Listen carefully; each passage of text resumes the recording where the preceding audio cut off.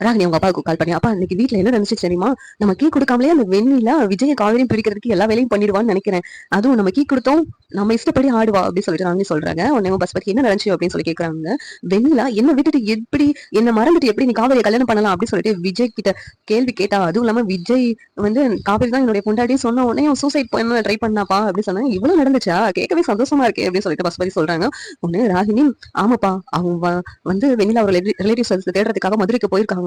நீங்களும் வந்து அவங்களோட ரிலேட்டிவ்ஸ பத்தி விசாரிங்க. அந்த ஆள் எப்படிப்பட்டவங்க எல்லாம் விசாரிச்சு வச்சுக்கோங்க. அதுக்குள்ளேயும் இங்க நான் வெண்ணிலாவை கீ கொடுத்து ஏன் இஷ்டப்படி ஆடுற மாதிரி பண்ணிடுறேன் அப்படின்னு சொல்லிட்டு ராகினி சொல்றாங்க. சரிம்மா நீ பண்ணு, நானும் விசாரிக்க வெண்ணிலாவை விட மாமாவா அவங்கள பத்தி விசாரிச்சு நானும் தெரிஞ்சுக்கிறேன் அவங்க எப்படிப்பட்டவங்கன்னு சொல்லிட்டு அவங்கள நம்ம வழிக்கு வர வச்சிடலாம் அப்படின்னு சொல்லிட்டு பசுபதி சொல்லிக்கிட்டு இருக்கா. குமரன் கங்காவை கவனிக்கிற விதத்தெல்லாம் பார்த்துட்டு காவேரிக்கு விஜய் ஞாபகம் வருது. உடனே விஜய்க்கு போன் பண்றாங்க. போன் பண்ணிட்டு எங்க இருக்கீங்க அப்படின்னு கேக்குறாங்க. அதான் சொன்னேன்ல காவேரி, விண்ணிலாவோட மாமாவை தேடி நான் மதுரைக்கு வந்திருக்கேன் அப்படின்னு சொல்றாங்க. உடனே அப்படியா பாத்துட்டீங்களா அவங்கள அப்படின்னு சொல்றாங்க. அவங்களோட இடத்துக்கு பக்கத்துலதான் இருக்கேன், கூடிய சீக்கிரம் போய் அவங்கள மீட் பண்ணிடுறேன் அப்படின்னு சொல்லிட்டு விஜய் சொல்றாங்க. சரிங்க நீங்க பேசி எப்படியாவது வெண்ணிலா அவங்க கூட அனுப்பி வச்சிடுங்க. நான் வந்து உங்க கூட நம்ம வீட்டுக்கு வரணும் அப்படின்னு எனக்கு ஆசை, அவங்க கூட தான் இருக்கணும்னு சொல்லிட்டு அப்படின்னு சொல்லி காவேரி சொல்றாங்க.